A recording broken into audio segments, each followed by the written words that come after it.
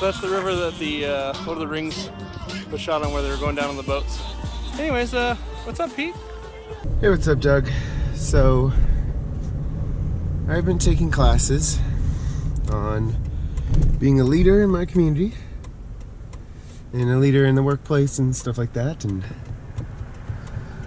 so now I've got myself into doing a big presentation for my school. And it's actually for the district. It's not even just for the school, it's for the whole district.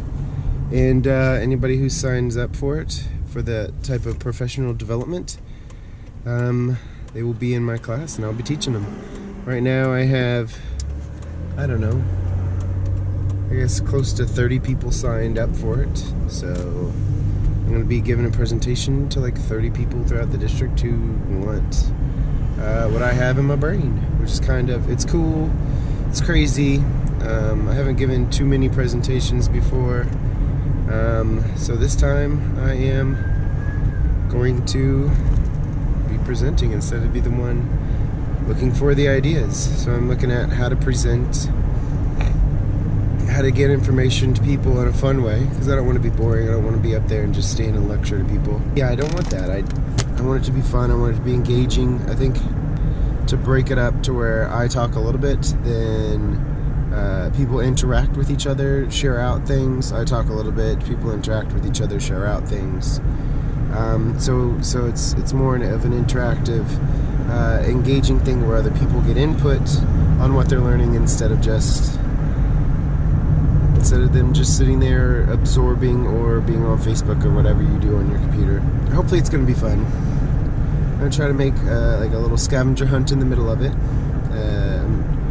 I should probably start with, I'm doing something about how to gamify what you're doing, which in our case is a classroom, to insert game elements into it, into just your basic lessons. So I think one of the big things I'm going to do is try to insert the type of games that I'm talking about at the time into the lesson, because the theory is everybody gets addicted to different types of games.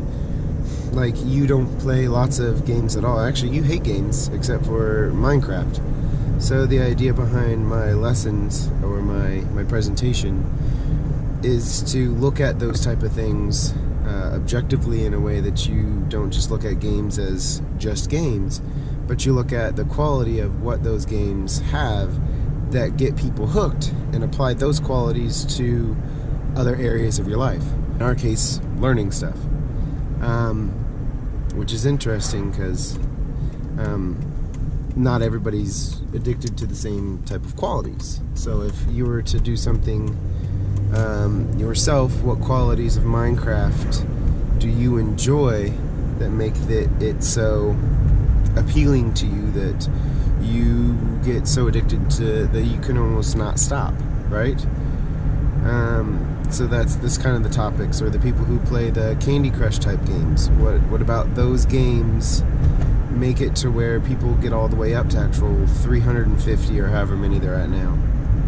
Like, that stuff like that is why do people get addicted to the Grand Theft Auto games, or why do people get addicted to Call of Duty? Why is Call of Duty such a great game that people, I think, even still play the old Call of Duty games, the World War games, like the really, really old ones, not the new ones. Like, there's still people playing those. Why?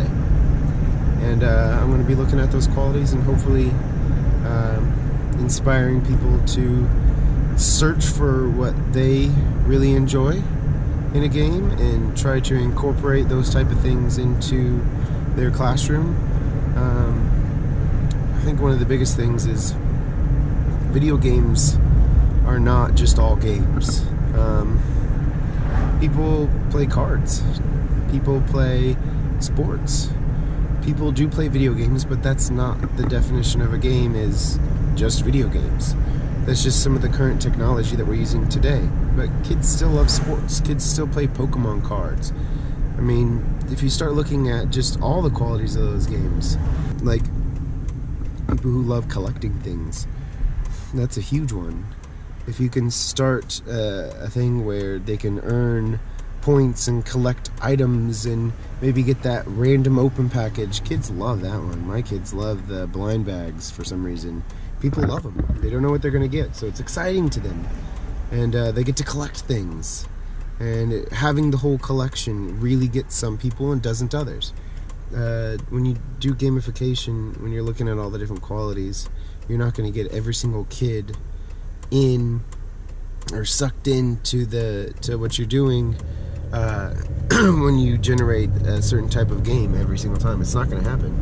What you need to start doing is coming up with different activities that incorporate all of those qualities, not necessarily at the same time, and let kids choose the path that they want to do.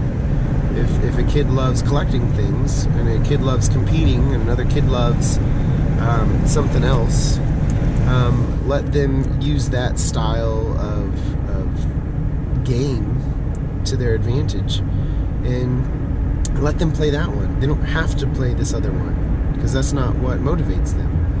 So just trying to come up with a way to get all the kids a way that they love to game, a chance to learn the material that you're presenting. So, side note, again, double side note, is I'm doing it again. I'm not really focused on one thing. I've kind of got a bunch of different things going, and I just flip-flop, and I don't always get as much done as I'd like to get done until sometimes the last minute, because I'm looking at all the stuff I have to do, and I'm just like, which one do I pick? And then I'll pick one, and it may not be the most important. So I think I need to start prioritizing some of the things that I need to do and on certain days. And then all of a sudden I'm out on doing something else with the family on one of those days that I'm supposed to be working on this one thing. So then I fall behind, and I try to reprioritize, and then it gets messed up. So yeah, I'm kind of struggling there.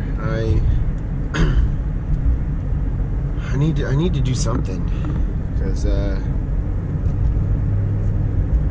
don't know, what I'm doing isn't working. I guess I need to refocus again, which is good that I'm doing this video to kind of say it out loud, because I've been thinking it, but I haven't been acting as much. I'm saying, well, you know what, Mondays it's going to look like this, Tuesdays it's going to look like this, Wednesday it's going to look like this, I'm going to get these done, and hopefully those are going to be things that I don't do last minute each time. It's going to be, I need to get this done ahead of time on this day, so that if something happens on that day, I can still push it to another day and get part of that done then, and it still not be last minute. So that's my goal.